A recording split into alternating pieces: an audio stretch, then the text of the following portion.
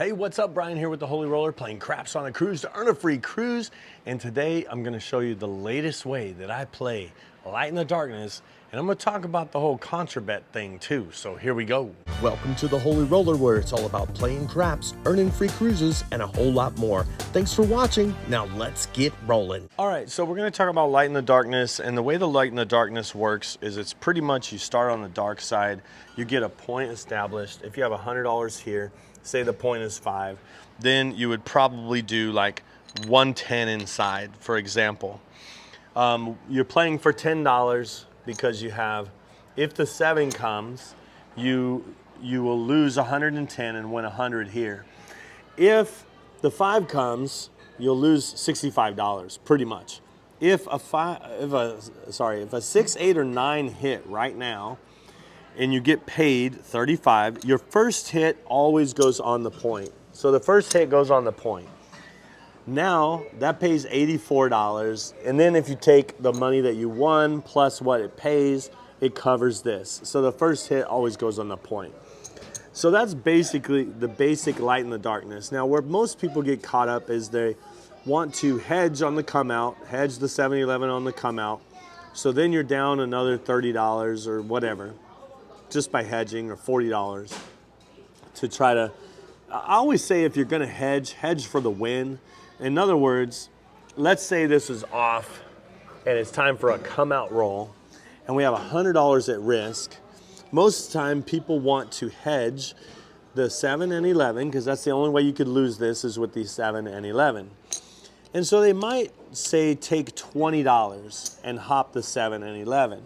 Well, if they hop the 7-11 for $20, so it goes up here like this, then that pays, okay, not including what's there, it pays $75, or it would pay $75, $65, $60. So you would lose 40, okay? So here you lose 20 if it's not a 7 or 11. You do this twice, you lose 40. And so then most people would say, hedge for the win.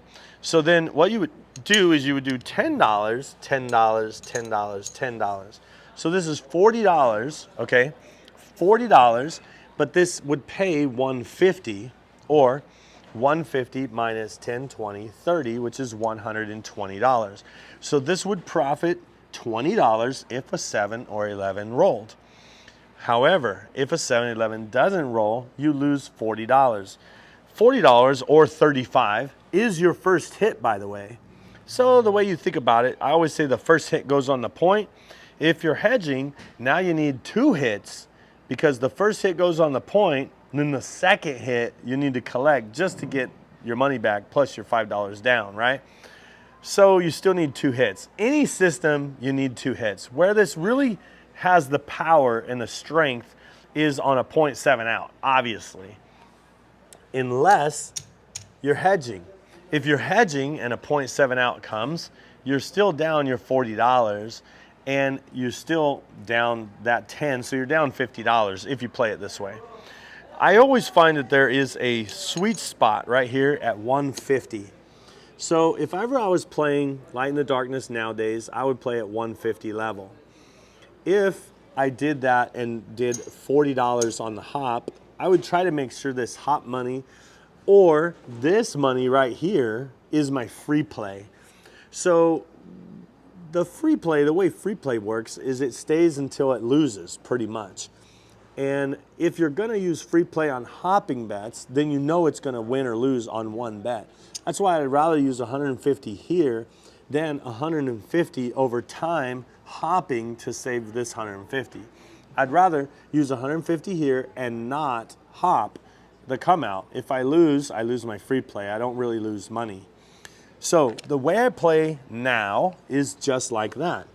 I'll put 150 here, free play, don't even hedge it. If I lose, I lose, you know, no big deal.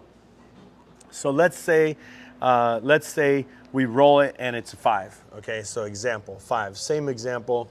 It's the 5, I go 110 inside, okay? I have 150 here. Notice I still do 110 inside. So the power is in the 7, right? If the 5 comes, I'll lose my free play, right? But the other thing I don't need to do at the 150 level, or if this is free play, is I don't need the first hit to go on the 5, because if I lose this, I lose this. It doesn't matter. This is in place to protect that money, my real money, my 110 inside, right? Now you could do, if you wanted to, you could go across 160. It costs 162, so you'd be playing for $12. No big deal. Do that. Play for $12, you know, if you want. Now, if we did that and we, you know, had the 4 and the 10 as well, and the 7 came, we'd still lose some money. But at least it's not our hot money, and our free play would protect our real money. So there is an offset. The way this game is and the way the math of the game works is you're never going to get around some type of risk. So that's why I do like to either be 110 inside, or I would do the 4 and the 10 and play for 12 bucks like I was saying. So this is a great, that's why I like to play at the 150 level, is because you could be across like that with very minimal risk as far as real risk of your money. So let's say the first hit happens now. If it's a 4 or 10, it's going to be 50 bucks. Everything else is going to be 35. Hopefully it's not a 5, right? But if a $35 hit happens, then what I'm doing is I'm same betting that instead of the other way, because this is free money, so or free play, right? So I would say $35 there. If I get another hit, best case scenario, it's a 4 and 10, but let's say it's a 6 or 8, and I get another $35. I know that I have won $70 at this point. Now, let's talk about the whole contra bet thing.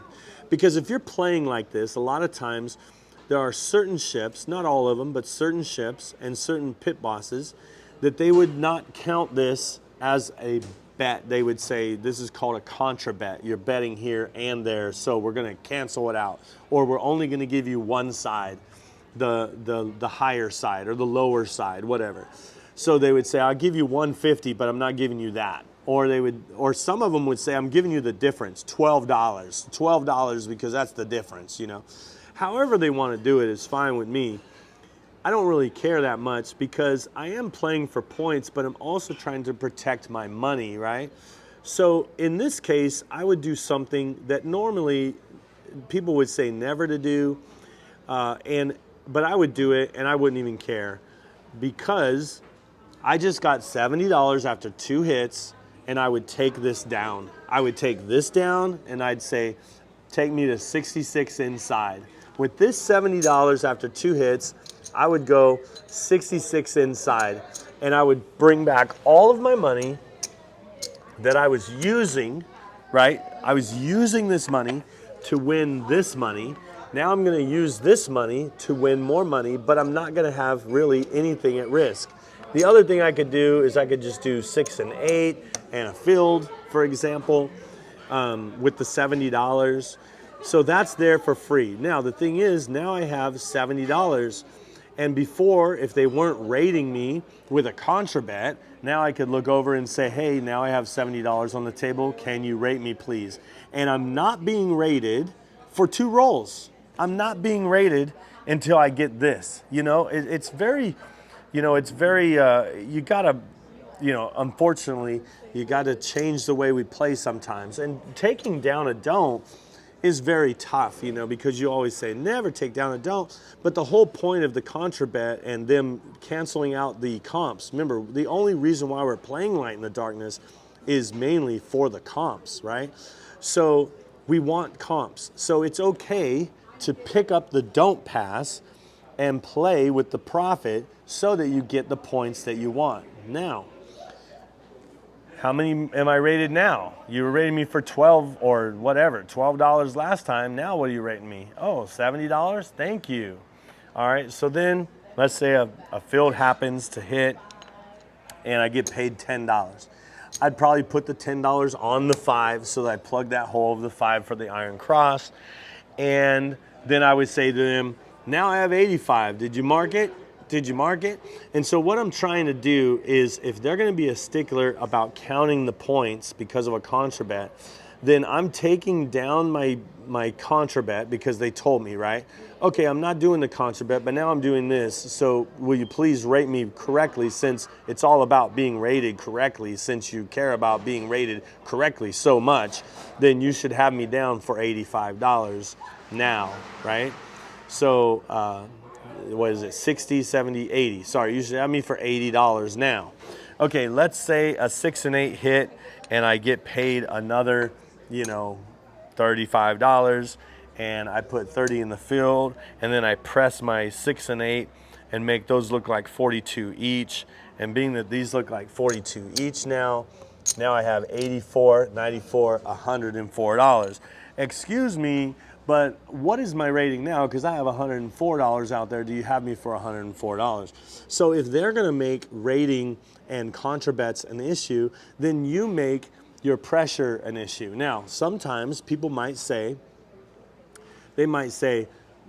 like some of the pit bosses might say, well, no, we don't rate you for your pressure. We just rate you for what you started at. You mean you only have me in for 70 even though I have 100 there? Yeah, because we don't rate the pressure. Okay, take me down. Okay, take me down. All right, so now that I've went down, you have me rated at 0, right? Because I have 0 money on the table, right? They would say yes. I would normally wait until the puck goes off. Then I would say to them, hey, if I put $104 out there, what will you rate me for? And they will say $104, hopefully, because I'm starting with 104, because you don't count my pressure, right? Okay, so here's my 104, right? So I got the 104 out there, and now they're rating me for 104, and I get, say I get paid like minimal in the field, right? $10 more. I'm gonna get a $10 9, so I'm actually 114. Are you gonna rate that or not? No, we're rating you at 104. Okay, take me down. And then you take yourself down, and then you wait for the puck to go off, and then the puck, you know, when the puck is off is when I ask him, hey, the puck is off, but I'm about to go out there for 114. If I go out there for 114, are you gonna rate me for 114? And they usually would say, yes, I'll rate you for 114. Sometimes I'm not trying to be rude about it, and I'm trying to be nice to them. And I think they're trying to be nice, but if they're the sticklers and so much, the fact that they care so much about being rated properly, then if they're not going to rate you when you press your bets, then you need to ask to talk to the manager. And what you say to the manager is, hey manager, I start with $70 and then I press it to 100, and he's saying he's not giving me credit for 100, he's giving me credit only for 70. Is that the way you do it on this ship? Because we have a forum of over, what, I don't know, you could say 10,000 people. We have 10,000 subscribers on this channel. We have over 10,000 people that are playing craps on a cruise, and all we want to do is be rated properly. Is it the practice on this cruise ship that when you put 110 inside and then you press to 220, that you only get rated for 110 and you don't get rated for what you actually have on the table? In fact, is there somebody I could talk to that's above you that can talk about how you're not rating when we press? Because there are other ships that do that. Okay, and then of course you're getting into the this and them, and they do this and they do that. If there's one thing about Royal Caribbean that you're not gonna find, is probably consistency across the board on how people are rating. Because some people, you know, they want to be the hero of screwing people, and others want to be the hero of like giving people free cruises. Like the reason why we play craps on a cruise to earn a free cruise, there are people that actually want us here, and then there are people that don't want us here. And so I think the big thing is to make sure to know what kind of manager you're dealing with. Are you dealing with the kind of manager that wants you here, or the kind of manager that doesn't want you here? And then let us know in the comments. Let us know in the Facebook group. Let us know which ships, which managers do not want us playing on their ships. And that way we know where to go and where to play craps on a cruise to earn a free cruise. That is the way I play, and I kind of want to walk that through with you. I hope it helped. And until next time, I hope to see you cruising and rolling on a craps table soon. See ya.